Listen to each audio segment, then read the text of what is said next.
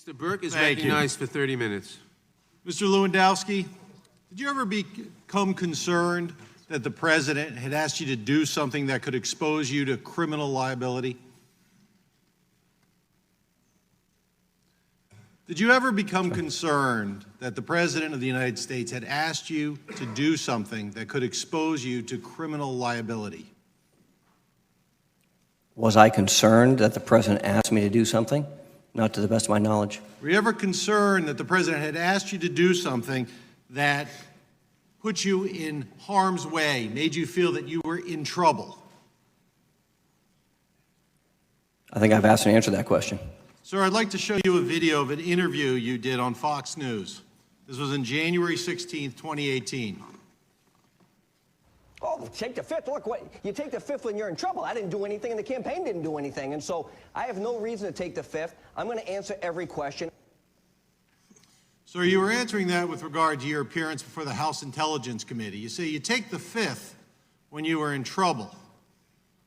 You didn't do anything, so you were going to testify, and you weren't going to take the fifth before that committee with regard to questions about the campaign.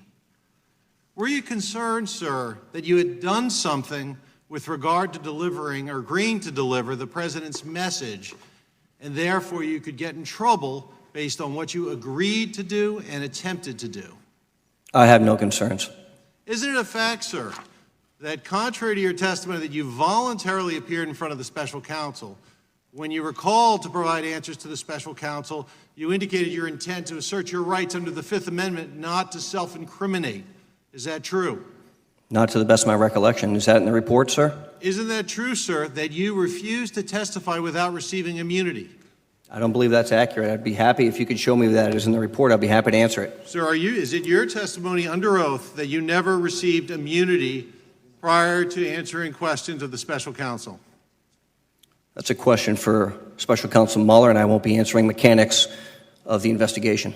My question to you, sir, is did you refuse to answer the special counsel's questions without getting a grant of immunity protecting you from having your words used against you in a criminal prosecution?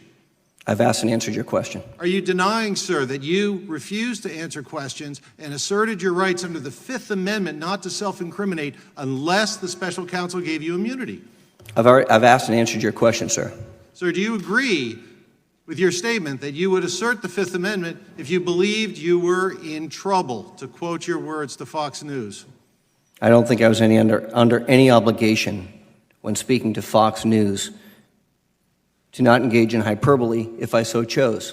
I was not under oath at any time during that discussion, but I've been very forthright today. Is it still your testimony, sir, that you made under oath earlier that you appeared voluntarily before the special counsel and not under a grant of immunity? To the best of my recollection, I appeared in front of the special counsel voluntarily. Did you receive immunity, sir? Look, as Director Mueller stated, when asked about Don Jr.'s communication to special counsel, his intent to invoke the Fifth Amendment right, Director Mueller said, and I quote, "I'm not going to answer that." So if you want to direct that question to Director Mueller, it's on page 77 of the report, you're welcome to do so. Did you receive immunity, sir? I've asked and answered your question. Sir, let me ask you, have you ever been untruthful about being asked to answer questions of the special counsel? I've already testified. I've been honest to the best of my ability. Sir, let me show you another clip, and this one was from March 25th, 2018, from Meet the Press, March 25th, 2018. Have you met with the special counsel, Robert Mueller? I know you've testified before the Senate and the House Intel investigations. What about the special counsel? Look, I have said very candidly, I'll be happy to speak with the special counsel if they'd like to do that. I've been very open about, I volunteered to testify for 12 hours in front of the House committee. I've testified in front of the Senate committee. And I'll make myself available because I was there at the very beginning of the campaign. Have they asked for you yet, though? Have they asked for you? Not yet. No.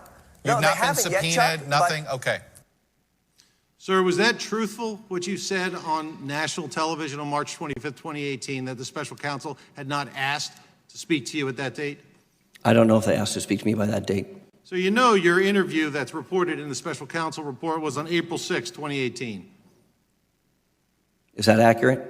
Is that the day of the interview? Yes. If that's what the report says, and I'll take it to be accurate. And, sir, you made public statements denying that you had been asked to give answers to the special counsel when you actually had. You had been untruthful about that. Isn't that true, sir? Are we talking about a discussion with the media or in front of a committee of jurisdiction where I've been sworn to testify? I'm talking about your public statements to the American public. Oh, I'm sorry. Nobody in front of Congress has ever lied to the public before. I'm sorry. Sir, is that an admission that you did lie? Absolutely not. Oh, so did you lie, sir, in television interviews denying that you'd been asked to give answers to the special counsel? I don't believe so. So you deny that you ever lied in public statements about whether you were asked? What I'm saying is, when under oath, I've always told the truth, whether it was before special counsel, whether it was before the House Judiciary Committee, whether it was before the House Intelligence Committee on 2 separate occasions, or before the Senate Intelligence Committee. Every time I've raised my right hand to God, I've sworn and told the truth. That's not my question to you, sir. We'll get to that. My question to you, sir, is on national television, did you lie about your relationship with the special counsel and whether they sought your interview? I don't know. And, sir, did you lie about it because you didn't want the world to find out that you were afraid you could be exposed to criminal liability and you were only going to appear as to certain issues with a grant of immunity, protecting your words from being used against you in a criminal prosecution? I'm going to go back to what Director Mueller stated. He's not going to answer that question. I'm not going to allow you to use me as a backdoor into his methods. If you'd like to question Director Mueller about the way of the investigation techniques of the Justice Department, you've had that opportunity to do so, but clearly you didn't. So take him back here, bring him before the committee, he can ask those questions. Those questions are not for me. Let me ask you this, sir. Prior to the Mueller report being published in redacted form, did you ever misrepresent what you did on behalf of the president?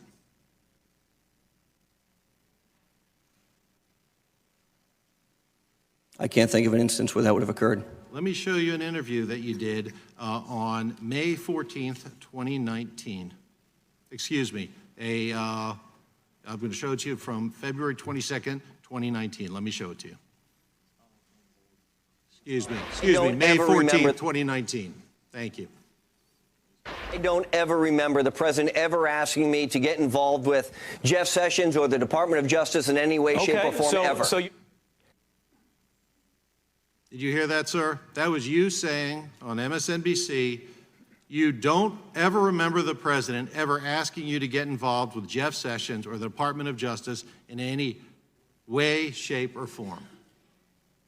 That wasn't true, was it, sir? I heard that. And that was not true, was it?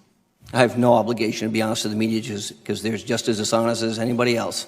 So you're admitting, sir, you were not being truthful in that clip, correct? My interview with Ari Melberg Yes. can be interpreted any way you'd like. Would you like me to play it again? You're welcome to, please. Play it one more time. I don't ever remember the president ever asking me to get involved with Jeff Sessions or the Department of Justice in any way, shape, or form ever. And, sir, it is true in May 2019. You absolutely remembered when the president asked you to deliver a message to the Attorney General of a speech for him to give related to the special counsel investigation. Isn't that correct? I'd have to think about it. Are you claiming, sir, that, and you had been interviewed by the special counsel about those very events in which you discussed and you said was accurately reported in the report a year earlier. Are you saying, sir, you may have forgotten it by the time you were interviewed just before the report was publicly released? I'm saying my memory was clearly much fresher when I actually gave the interview with the special counsel's report. Sir, is it your testimony before this committee that when you said you did not remember the president ever asking you to get involved with Jeff Sessions or the Department of Justice, you were saying you were being truthful? And, sir, I don't believe there's any reason to consult with your counsel. The question is, are you a truth teller in that interview?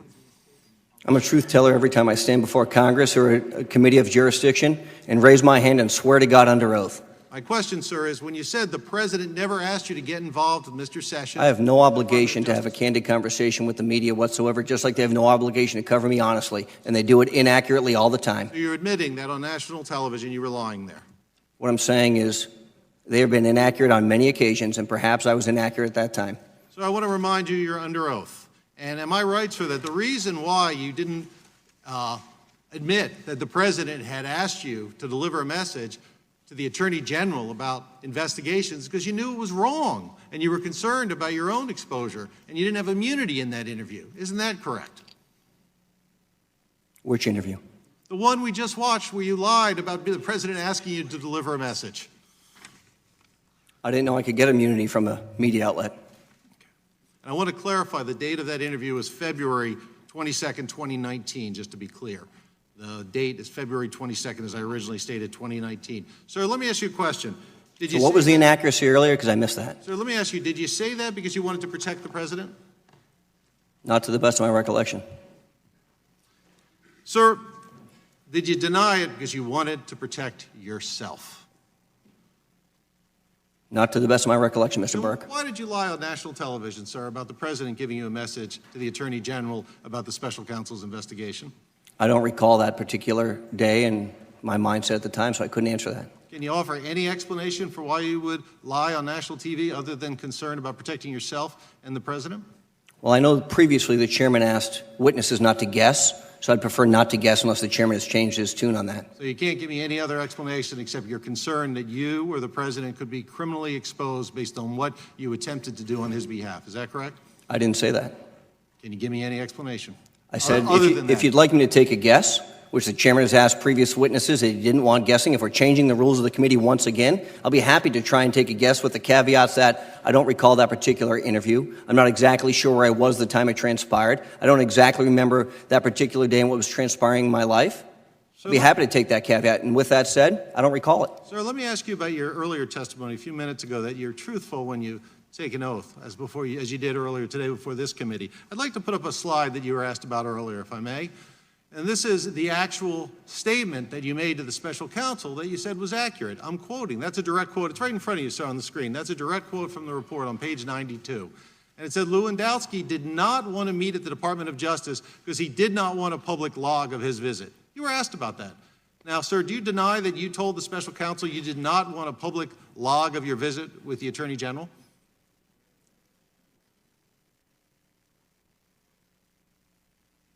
I believe I've answered that question, but I don't deny that that is an accurate representation of what I've told the special counsel.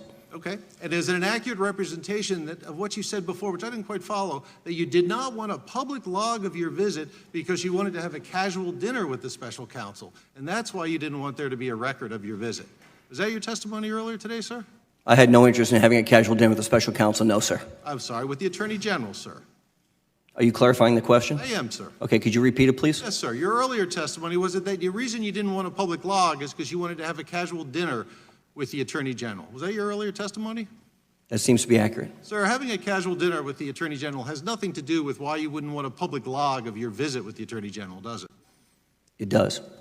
So isn't it a fact you didn't want a public log because you knew what you're doing was wrong? So that just as the president went to an unofficial non-government employee, you wanted to make sure there was not a record of it. Isn't that right, sir? No? So do you agree that if a log creates a record of your visiting with the Attorney General? I would think a log would create a record, yes. And do you agree, sir, that you admitted to the special counsel you didn't want to have a record of your visit? And that's one of the reasons why you didn't go to the Department of Justice, because you did not want a public log of your visit, correct? I've never been to the Department of Justice. I don't know what goes on in the Department of Justice. I don't really want to find out what happened in the Department of Justice based on what's happened to other people involving the Department of Justice, to be honest with you. Sir, my question to you is, you say you didn't go because you didn't want a public log of your visit.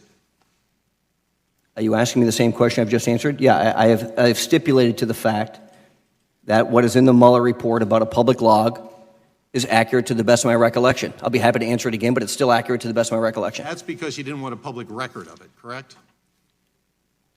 I believe I've said, my quote is, did not want to meet at the Department of Justice because he did not want a public log. That is a quote that somebody in the special counsel's team clearly referenced as something I've said, although I don't think I would have spoken about myself in the third party. And you also said, sir, that you didn't want the Attorney General to have an advantage over you. Is that correct? I think that's also an accurate representation in the report, but I'd have to be made aware of where that is again.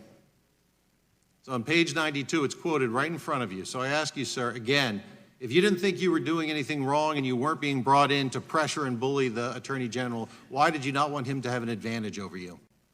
Jeff and I were friends and have been friends. And seeing him in a social environment where we could sit down and have a meal, whether at his house, my house, or a Washington, D.C. restaurant, to have a conversation was something I thought was better for the both of us. Sir, isn't that true that that has nothing to do with the question of whether you wanted that you didn't want him to have an advantage over you? but that was because you were trying to assert leverage, as the president wanted you, to give him a message about what he should say about the special counsel's investigation. No, Mr. Berke. Sir, let me show you another quote, statement that you made in a Fox News interview on April 19, 2019.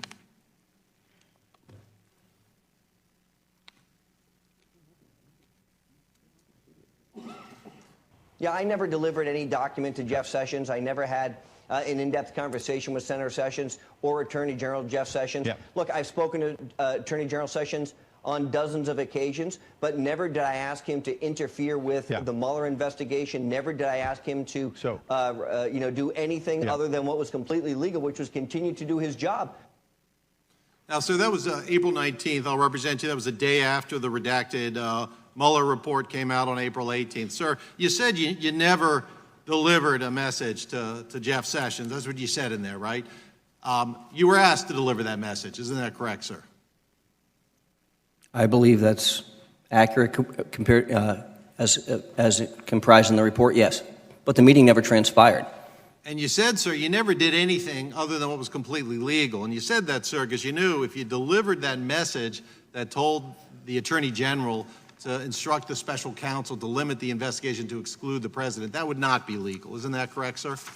You know, Mr. Berke, I didn't have the privilege of going to Harvard Law School, and I'm not an attorney. So what I know is I didn't think at the time that the president asked me to deliver a message that anything was illegal about it. I didn't have the privilege to go to Harvard Law.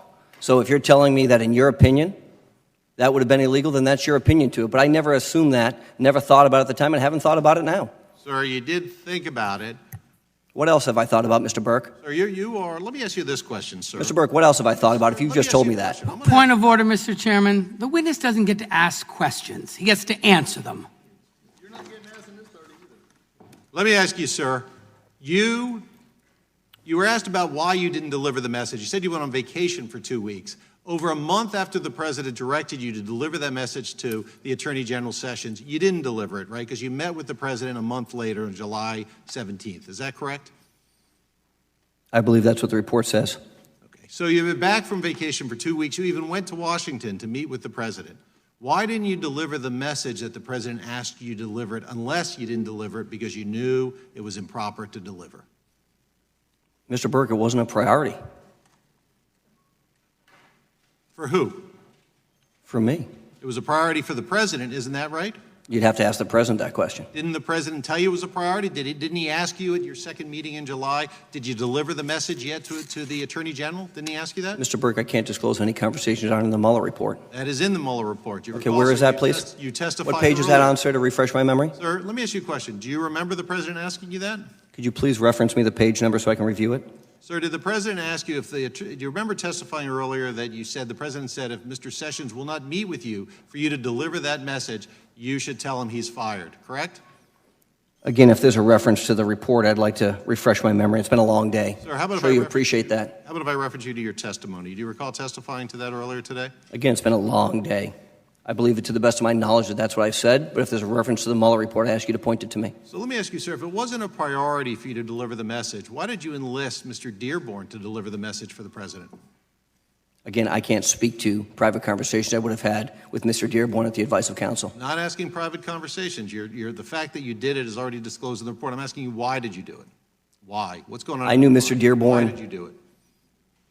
Can I answer now? Please. Okay, I've known Mr. Dearborn since his tenure as the Chief of Staff to Senator Sessions. He was my primary point of contact for Jeff Sessions during the Trump campaign. And I also knew that Mr. Dearborn had continued, like I did, to have a long-standing relationship with Jeff. And if I wasn't going to be seeing Jeff, I figured Rick would be able to deliver that message. Well, sir, did you try to see Mr. Sessions again? Did you call him after the president told you to do it and see if he would meet with you this time? Did you call him once? Please answer the question. Not to the best of my recollection. And, sir, is the reason you personally didn't call him, someone who you said you were friendly with, was because you knew what the president asked you to do was wrong, and you, sir, didn't want to get in trouble. That's why you didn't do it. You know, Mr. Berke, I've asked and answered that question. I'm not a lawyer, but I didn't think that he was asking me to do something that was unlawful at the time, and I don't think that was the case now. Sir, and didn't Mr. Dearborn tell you that he actually had handled the situation and had delivered the message? I don't recall that conversation, but it's possible. Let me show you what Mr. Dearborn told the special counsel. He said that he had told you that he had handled the situation, but he had not actually followed through. Do you recall that, sir? I don't know if I recall that conversation with Mr. Dearborn. Sir, let me now ask you why the president thought you might be prepared to deliver a message that everyone in his administration that he asked refused to deliver.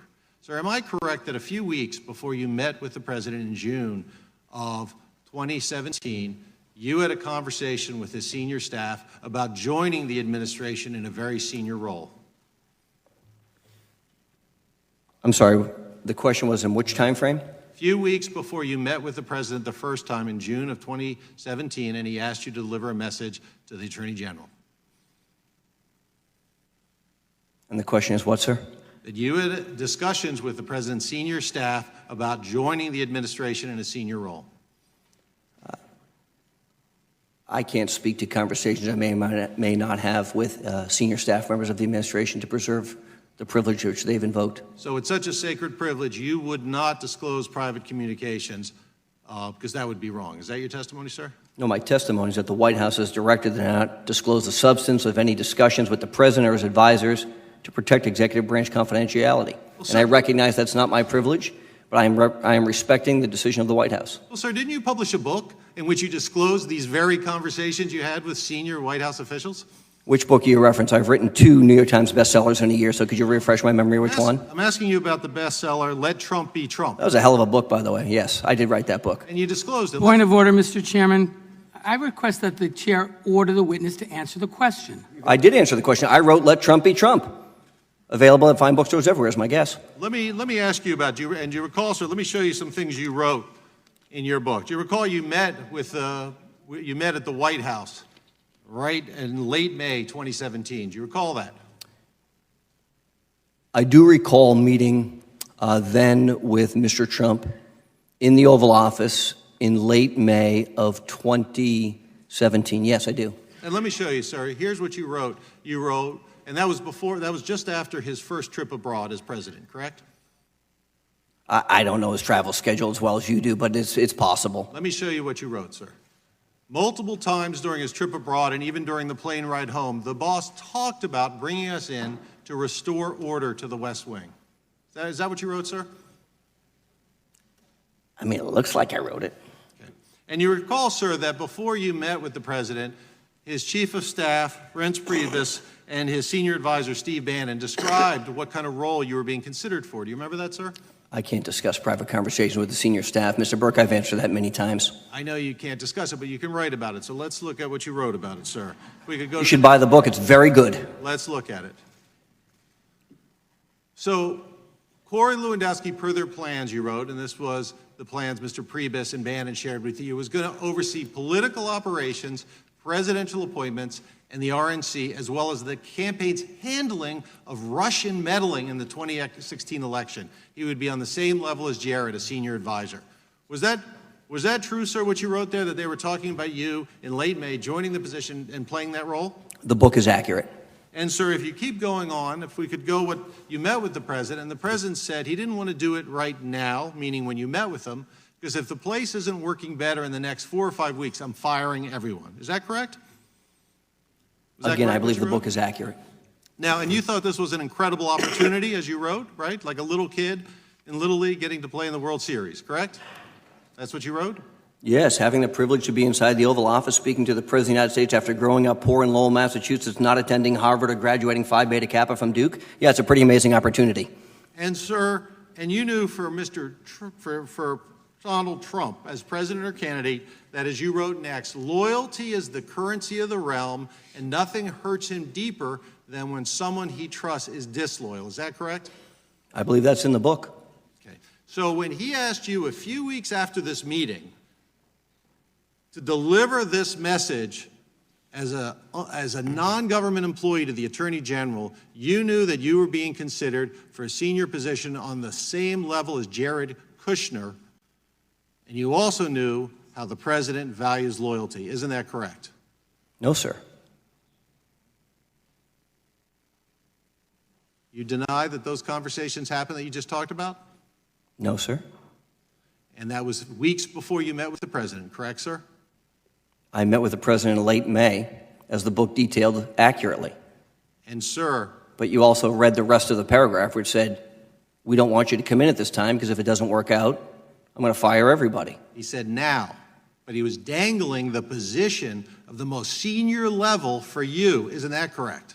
That's a question for the President of the United States, sir. And he would know that he dangled it, and therefore you would do his bidding in delivering a secret message to the Attorney General that everyone in his government who he asked to deliver wouldn't do it. Isn't that correct? No, sir.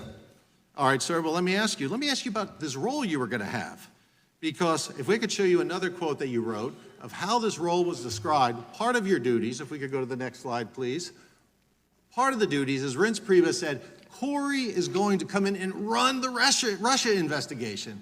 So is it true, sir, that you were being told you were considered to come in to run the investigation of the Russia's influence of the 2016 presidential campaign just weeks before you were asked to tell the Attorney General to limit the special counsel's investigation to future elections? Is that true, sir, that you were asked to come in, you were being considered to come in and run the Russia investigation? Is that a true fact, sir?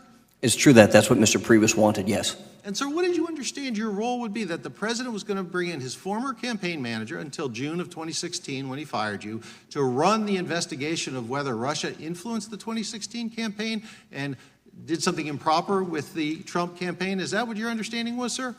That's a question for what Mr. Priebus's understanding was. But what I want to know, sir, is the president would know when he asked you to deliver the message to the Attorney General to tell the special counsel not to investigate the 2016 campaign, that you, sir, were under consideration yourself to be brought in by the president to run the very investigation of the 2016 campaign and Russian interference that you had previously been involved in. Isn't that correct, sir?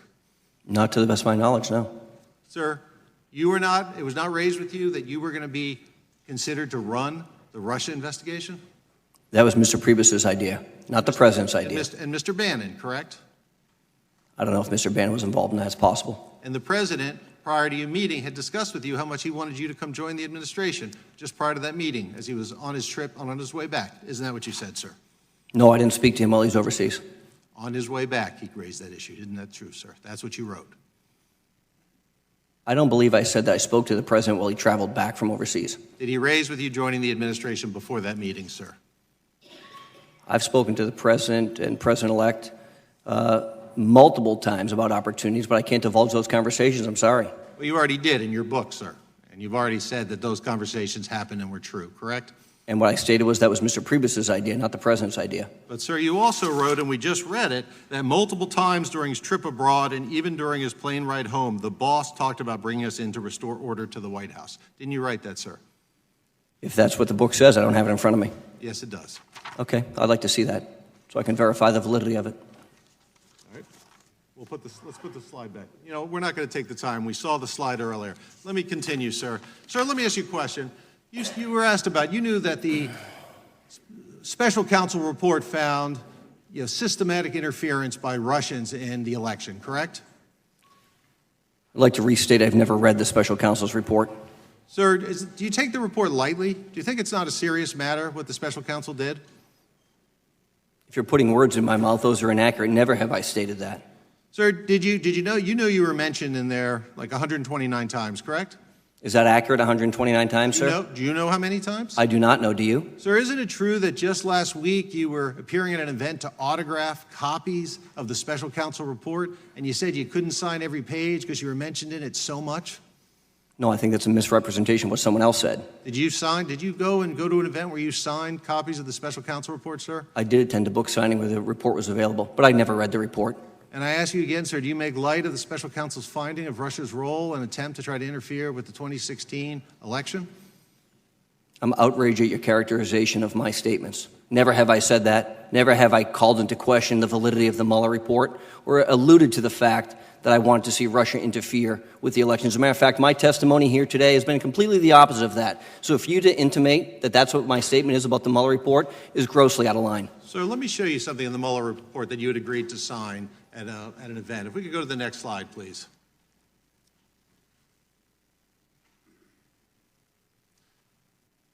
Sir, so you asked about that this is the findings. You don't just have any reason to dispute the findings that Mr. Sessions was recused from the investigation and wasn't allowed to participate, do you? I have no idea what the findings of the report were. I have not read the report as I've testified to now on dozens of occasions here today. Let me go to the next slide. You see where this says, you were asked about it, the special counsel concluded that taken together, the president and his campaign, the purpose of the message was to have you tell the Attorney General to move forward with investigating election meddling for future elections. Do you have any basis to dispute that conclusion by the special counsel in his report, sir, about your conduct? Again, I've answered this question, asked and answered. I would ask you to answer it, sir. Gentleman will answer the question whether he's answered it before or not. I have stated, to the best of my knowledge, most of the information in the Mueller report is accurate. The gentleman's time has expired. Without objection, the minority will designate a staff member to conduct its questioning during the allotted time for staff. That's me. And adjoining to your wild-ranging definition of staff, I'm staff. You are not staff. Yes, I am. You are not staff. Just like Lofgren's own definition, interns, people, I'm staff. You are not staff. You are a member. And just as we are not permitting any member of the majority to go beyond the 5-minute rule. Okay, I'm not going to interrupt. We will not. I'm not going to permit a half an hour now for minority members beyond what they had under the 5-minute rule. If you have a staff member, you'll designate him. That's what, or her. That's what the rules call for. And if not, we'll adjourn. I wish that you had actually designated a staff member. That would have been nice. Did. But, Mr. Chairman, you're really, right now, with everything rolling, cameras rolling, you're going to deny a member of Congress, the ranking member of this committee, this time. And I know you got willing accomplices in a majority. That's fine, because you have the most votes. You can do it. Stop. But, Mr. Are we really coming to this point, Mr. Chairman? The gentleman will, 30 minutes. Gentleman will suspend. The rules of the committee provide for members of the House, or members of the committee, I should say, for members of the committee to question witnesses under the 5-minute rule. We've done that. The rules of the committee, as amended by the procedures adopted last week, permit the majority and the minority each to designate a staff member to examine the witness for 30 minutes. If you wish to designate a staff member, you may do so. A member of the House is not a staff member. Give me just a moment. I am thinking about my designation, but you will possibly, hopefully, give me a moment after we've been running. The House will stand in recess for 1 minute while the gentleman considers his appointment. Mr. Chairman, I did not ask for a recess. You wanted a minute. No, I did not. I said I'm thinking about it as I talk to you. I mean, because your definition of staff, anybody walking along this, according to Zoe Lofgren's statement, I could make a guy walk across my intern and their staff. You said interns. They're not paid. Here's the folks. Take the picture. You just see the railroad. This is amazing. I'll take my minute, and I may take 3 minutes to figure out this.